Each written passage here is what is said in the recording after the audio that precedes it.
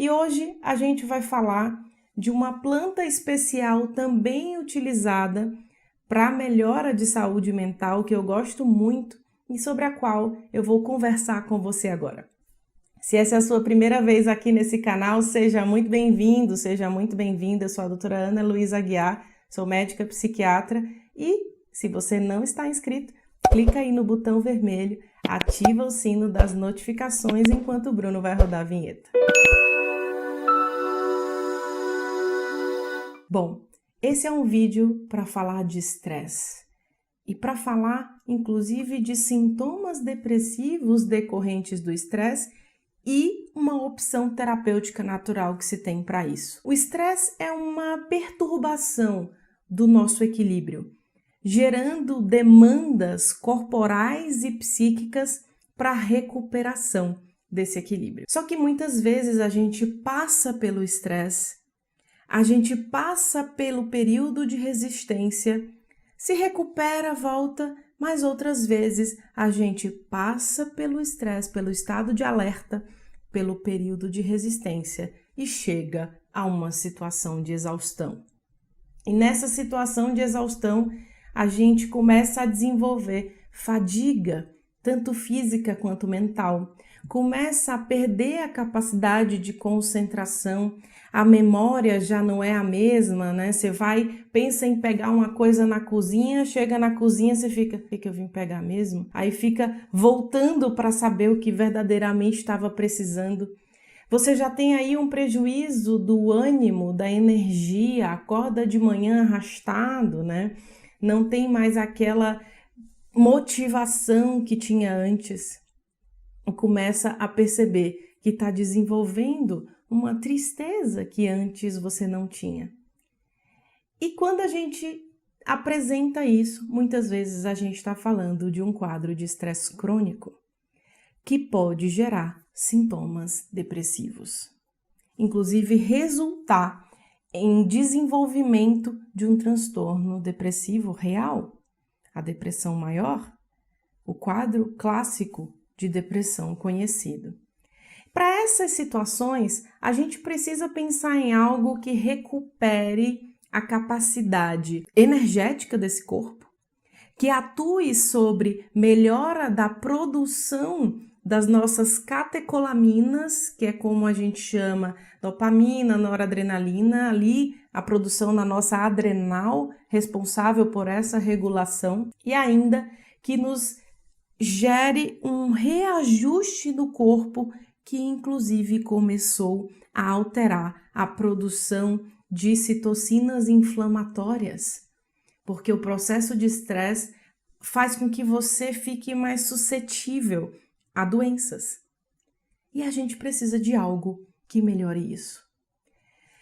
Uma planta chamada Rhodiola rosea, muito conhecida por alguns de vocês e desconhecida por outros, mas também tem um outro nome. Raiz de ouro, anotei aqui para não esquecer, e raiz do Ártico. E por que esses dois nomes? As pesquisas mais antigas e onde ela era mais encontrada estão ali, na região da Rússia e Escandinávia. E por volta de 1947 surgiu o termo adaptógeno, dado para plantas que desenvolviam a função de melhorar a resposta ao estresse, diminuindo o sofrimento físico, diminuindo o sofrimento psíquico durante esse uso, durante uma situação em que a pessoa estava sob essa pressão. E, portanto, com o uso de adaptógenos, melhora essa resposta, reduzindo a exaustão ou evitando que o corpo chegue à exaustão. A Rhodiola rosea tem uma série de compostos fenólicos que a gente chama, que ajuda a sua adrenal, essa glândula que eu citei, que fica ali logo acima do rim, a funcionar melhor. E ela tem uma ação que a gente chama de bimodal. É preciso ficar claro que o mecanismo específico de ação da Rhodiola rosea ainda não foi bem desenhado, e isso tem que ficar muito claro. Mas nós já sabemos que ela tem uma ação bimodal. E o que significa uma ação bimodal? Significa que ela tanto atua estimulando e, portanto, melhora da fadiga mental e fadiga física, como atua acalmando. E eu posso dizer para vocês isso verdadeiramente que funciona para as duas coisas, porque eu uso muito isso com os meus pacientes. Uso tanto em quadros de pacientes com uma fadiga em termos de desânimo, quanto em quadros de ansiedade. E a pessoa vai percebendo uma melhora do estado porque ela tem uma ação que a gente pode chamar de serotonérgica, ou seja, de melhora da utilização da serotonina entre os neurônios. Serotonina essa, aquele neurotransmissor que a gente sempre fala sobre ele quando está falando de bem-estar, quando está falando de calma, né, de motivação para a vida, de um estado de plenitude.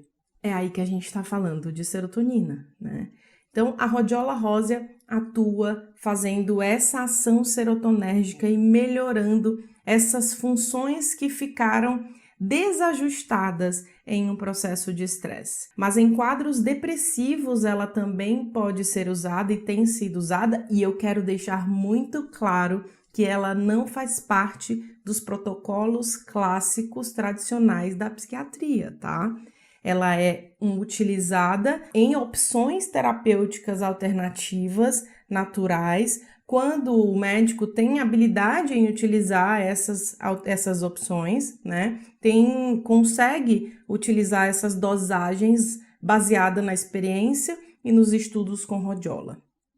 Muitas vezes as pessoas pensam, opção natural para mim não vai funcionar, já tentei usar e não funcionou. Isso tudo tem a ver com o que é indicado para aquele quadro, tem a ver com a dose ideal para aquele quadro, porque muitas vezes o paciente não vai ver resultado em doses baixas quando ela é utilizada de forma isolada, né? Aliás, os meus pacientes em geral nunca utilizam de forma isolada, né? Usam combinado com outras coisas, ou quando utilizado de forma isolada, ela é utilizada em doses muito maiores, acima de 750 miligramas por dia a 1000 miligramas, que é uma dose atípica, né? Mas em depressão a gente usa doses maiores exatamente para a ação serotonérgica da planta, né?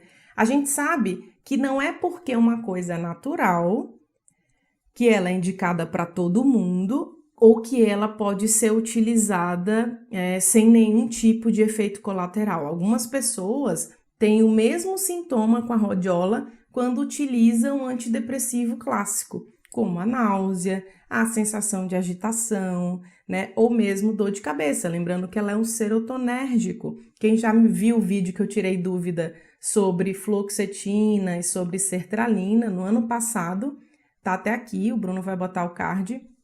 Eu expliquei por que dá, por exemplo, dor de barriga, que dá dor de cabeça, porque a gente está mexendo com os neurotransmissores. E eu gosto muito da ideia de usar coisas naturais, mas também tudo com muito cuidado e com muita orientação, porque existe realmente esse pensamento de que aquilo que é natural não interage com outras coisas ou não gera nenhum tipo de efeito colateral.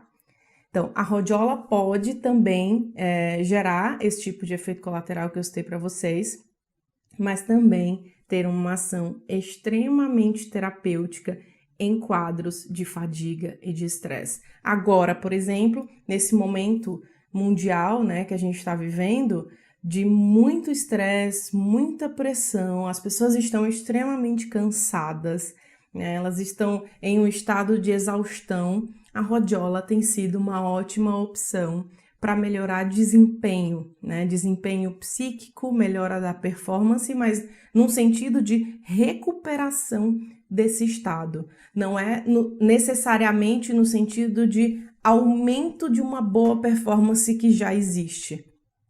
Eu gosto muito da ideia da gente recuperar a homeostase, que na verdade é isso que a gente tem que trabalhar. Homeostase é esse equilíbrio corporal.